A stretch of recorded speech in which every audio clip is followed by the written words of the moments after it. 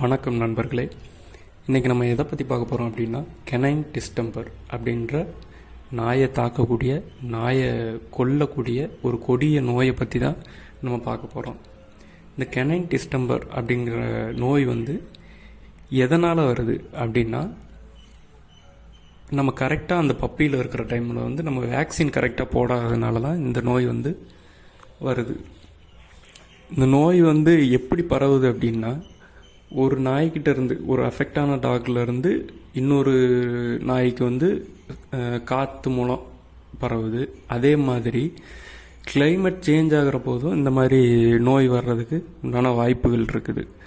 அப்படி தான் இந்த பப்பிக்கு வந்துருச்சு. அதாவது கிளைமேட் சேஞ்ச் அப்படிங்கிறதுனால. ஏன்னா எங்கள் வீட்டில் இன்னும் நிறைய நாய் இருக்குது, அதுகளுக்கெல்லாம் வரல. இந்த 2 பப்பிகளுக்கு மட்டும் வந்துருச்சு. ஏன்னா அதுக்கு நான் கரெக்டாக வேக்சின் போடாதது தான் ஒரு முக்கிய காரணம். அதனால இந்த 2 பப்பீஸுக்கும் வந்துருச்சு. அதில் ஒரு பப்பி என்ன ஆயிடுச்சு அப்படின்னா இறந்து போயிடுச்சு. அது நான் டீட்டெயிலாக சொல்கிறேன். இப்போது அந்த நோயோட சிம்டம்ஸ் அப்படின்னா என்னதுன்னா, அது அதோட பல் இருக்குல்ல, அதோட பல்லை நல்லா அதுவே கடிச்சிக்கிட்டு இருக்கும். லைக் கடிச்சிட்டு அப்படியே அந்த மாதிரி ஒரு சவுண்டு வந்துக்கிட்டே இருக்கும். கடிக்கிற சவுண்டு நமக்கு இதை கேட்கும். அந்த மாதிரி இருக்கும். அதே மாதிரி அதோட அதாவது நரம்பு மண்டலம் பாதிக்கும். இந்த நோயினால் நரம்பு மண்டலம் பாதிக்குது. அதனால என்ன ஆகுது அப்படின்னா, அதோட அந்த நடக்கிற விஷயமா இருக்கட்டும், அதால் நிற்க முடியாது. ஒரு ஸ்டேபிளாக ஒரு பிளேஸில் நிற்க முடியாது. சும்மா தலையை ஆட்டிக்கிட்டு இருக்கும். அந்த மாதிரி விஷயங்கள்லாம் பண்ணும். நாள் ஆக ஆக அது என்ன ஆகும் அப்படின்னா, அதால் ஒரு ஸ்டாண்ட் பண்ணவே முடியாது. நம்ம ஸ்டாண்ட் பண்ணி விட்டாலும் அப்படியே கீழே விழுவும். அப்படியே மெதுவாக நடக்கும் போதும் அப்படியே லம்பும். அதாவது தடுமாறி கீழே விழும். இந்த மாதிரி இருக்கும். அதாவது இந்த சிம்டம்ஸ் காட்டுறது அப்படின்னா, இதுவே ரொம்ப நோய் கொஞ்சம் முத்துற ஸ்டேஜ் வந்ததுக்கப்புறம் தான் இந்த நமக்கு சிம்டம்ஸே வெளியே தெரியறது இப்போ தான் தெரியும். அப்படி இருக்கும்போது நம்மளால் எப்படி காப்பாற்ற முடியும் அப்படின்னா, வேக்சின் போடுறதால மட்டும்தான் இதை கொஞ்சம் தடுக்க முடியும், காப்பாற்ற முடியும். அதே மாதிரி சிம்டம்ஸ் நமக்கு ஒன்ஸ் காட்டிருச்சு அப்படின்னா, கிட்டத்தட்ட ஒரு வாரத்துக்குள்ளே நம்ம கரெக்டான இப்போ ஒரு கால்நடை மருத்துவர்கிட்ட அணுகி நம்ம காப்பாற்றிக்க முடியும் அப்படின்னா கன்ஃபார்மாக காப்பாற்றிக்க முடியும் அப்படின்லாம் இல்லை. நம்ம டாக்ஸோட இம்யூனிட்டி சிஸ்டம் பொறுத்து தான் அதையுமே சொல்ல முடியும். இந்த நோய் வந்துருச்சு அப்படின்னா, இதுக்கு நமக்கு ஒரு மெடிசன் அப்படின்லாம் இல்லை. அதுக்கு சப்போர்ட்டிவாக ஏதாவது கொடுக்க முடியுமே தவிர்த்து, இதுக்குன்னு இந்த கெனைன் டிஸ்டெம்பர் அப்படின்னு வந்ததுக்கப்புறம் நம்ம காப்பாற்றுறதுக்கு மெடிசன் இருக்கா அப்படின்னா இல்லை. அதனால என்ன ஆகுது அப்படின்னா, நம்ம அதுக்கு சப்போர்ட்டிவாக ஒரு மெடிசன் தான் கொடுக்க முடியும். இப்போ அதுக்கு நரம்பு மண்டலம் பாதிக்குது அப்படின்னா, அதனால நியூரோபின் வேக்சின், அதாவது இன்ஜெக்ஷன் போடலாம்.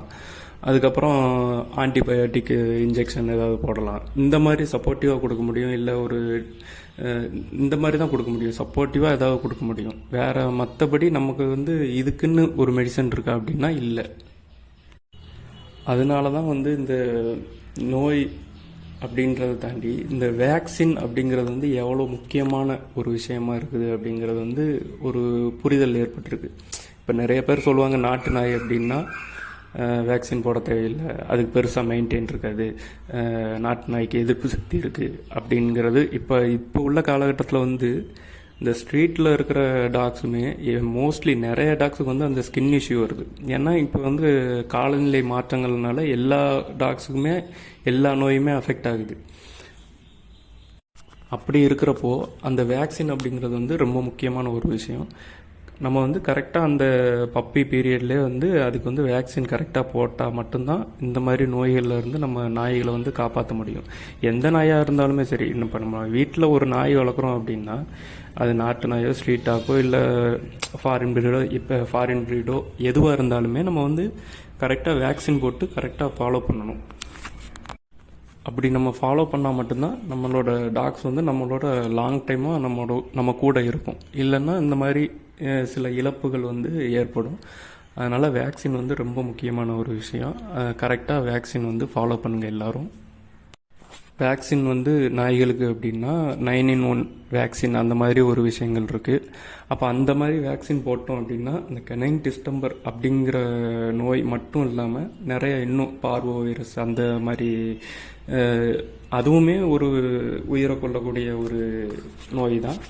அந்த மாதிரி விஷயங்களெல்லாம் தவிர்க்கணும் அப்படின்னா இந்த 9-in-1 வேக்சின் அப்படிங்கிறது வந்து அந்த 40 டேஸில் பப்பி டிஹெச்பிபிஐ அதுக்கப்புறம் நோபிவேக் அதாவது இந்த 9-in-1 வேக்சின் இந்த மாதிரி விஷயங்கள்லாம் போட்டுட்டோம் அப்படின்னா இந்த மாதிரி வேக்சின் போட்டோம் அப்படின்னா நம்ம நாய்களை வந்து நம்ம காப்பாற்றிடலாம், ஒரு சேஃப்டியாக நம்ம வச்சுக்கலாம். அதாவது 100% இது போட்டால் வராது அப்படிங்கிறதுனால இல்லை. இப்போ நம்ம கொரோனா வைரஸ் டைம்லேயே நமக்கு வந்து ஊசி போட்டபோது என்ன சொன்னாங்க, வந்தாலுமே நமக்கு வந்து இழப்புகள் அதிகமாக இருக்காது. அது மாதிரி தான் எதிர்ப்பு சக்தியாக அதுக்கு வந்து உண்டு பண்ணும். அதனால் வேக்சின் வந்து போடுறது வந்து ரொம்ப அவசியமான ஒரு விஷயமா இருக்குது. இன்னொரு விஷயம் என்னென்னா, இப்போ இந்த கெனைன் டிஸ்டம்பர் அப்படிங்கிறது வந்துருச்சு அப்படின்னா சிம்டம்ஸ் இன்னொன்று என்னென்னா, முக்கியமாக லூஸ் மோஷன் ஆகும். ரொம்ப என்ன சொல்கிறது, ஒரு தண்ணியாக அந்த மாதிரி போய்கிட்டு இருக்கும். அதால் அதான் சொல்கிறேன், அது போகிறதுனால அதோட எனர்ஜியும் போயிடும். அதே மாதிரி அதோட இம்யூனிட்டி லெவல் டவுன் ஆயிரும், அதோட நரம்பு மண்டலம் பாதிச்சிரும், எல்லாமே பாதித்து கொஞ்சம் கொஞ்சமாக ஒரு வாரத்துக்குள்ளே இந்த சிம்டம்ஸ் காட்டி ஒரு வாரத்துக்குள்ளே இறந்து போயிடும். நம்ம அதுக்குள்ளே இந்த சப்போர்ட்டிவாக ஏதாவது ஒன்று கொடுக்குறோம் அப்படின்னா அது கன்ஃபார்மாக அதுக்கு வந்து காப்பாற்றும் அப்படின்லாம் சொல்ல முடியாது. ஏன்னா நான் சிம்டம்ஸ் காட்டின அடுத்த நாளே நான் வந்து மெடிக்கல் ஃபாலோ பண்ண ஆரம்பிச்சிட்டேன். அதாவது வெட்டினரி டாக்டர்கிட்ட காட்டிட்டு அவர் சொன்ன இன்ஸ்ட்ரக்ஷன் படி நான் வந்து கரெக்டாக ஃபாலோ பண்ணேன். அப்படி இருந்துமே கரெக்டாக ஒரு 4-5 நாள்லேயே அதால் இது பண்ண முடியலை, அதாவது இந்த நோயை எதிர்க்க முடியலை. 4-5 நாள்லேயே இறந்து போயிடுச்சு. இன்னொரு பப்பி எப்படி இருக்குது அப்படின்னா, அந்த ஒரு பப்பி இறந்து போயிடுச்சு, இன்னொரு பப்பி வந்து ஃபுல்லாக அதோட வெயிட் எல்லாமே லாஸ் ஆகிடுச்சு. கிட்டத்தட்ட எலும்பு தோலுமாக இருக்கிற மாதிரி தான் இருக்குது இப்போது. சாப்பாடுமே லைட்டாக தான் சாப்பிடுது. இன்னொன்று என்ன சிம்டம்ஸ் அப்படின்னா, கண்ணுக்கிட்ட வந்து அதுக்கு வந்து சின்ன சின்ன பொறியாக பிம்பிள்ஸ் மாதிரி வர ஆரம்பிக்கிறோம். அந்த மாதிரி வர ஆரம்பிச்சிடும். அதே மாதிரி அதோட வயிற்று பகுதியில் பிம்பிள்ஸ் மாதிரி சின்ன சின்னதாக புள்ளியாக நிறையா வர ஆரம்பிக்கும். அதுவுமே இதோட சிம்டம்ஸ் தான். இப்போ அந்த மாதிரி இருந்த பப்பி தான் இப்போ 2வது இருக்கிற பப்பி வந்து அதுக்கெல்லாம் அந்த மாதிரி இருந்தது. இப்போ அது கொஞ்சம் கொஞ்சமாக குறைஞ்சிட்டு வருது. ஆனால் சாப்பாடு இன்னுமே அதால் எடுத்துக்க முடியலை, கொஞ்சமாக தான் சாப்பிடுது. பார்க்கலாம் அது பிழைக்குதா இல்லை. ஆனால் அதுக்கு வந்து இந்த மாதிரி சிம்டம்ஸ் வரல. அதாவது அந்த நரம்பு மண்டலம் பாதிக்கும் போது அந்த தலையாட்டுற விஷயங்கள் இதெல்லாம் வராததுனால அது இன்னும் கொஞ்சம் தாக்கு பிடிச்சிக்கிட்டு இருக்கு. அது கன்ஃபார்மாக சொல்ல முடியாது பிழைக்குமா பிழைக்காதா அப்படிங்கிறது. நமக்கு உண்டான மருந்துகளை அதுக்கு வந்து கொடுத்து முடிஞ்ச அளவுக்கு அதை காப்பாற்றுறதுக்கு உண்டான முயற்சியை எடுக்கணும். அந்த மாதிரி தான் பண்ண முடியும். ஸோ வேக்சின் அப்படிங்கிறது வந்து கன்ஃபார்மாக ஒரு நாய் வளர்க்குறீங்க அப்படின்னா வேக்சின் வந்து இந்த 9-in-1 வேக்சின், அதுக்கப்புறம் அந்த ரேபீஸ் வேக்சின் இதெல்லாம் வந்து மஸ்ட். அதை வந்து கட்டாயமாக போட்டுருங்க. அதை சொல்கிறதுக்காண்டி தான் இந்த காணொலியை ரெடி பண்ணேன்.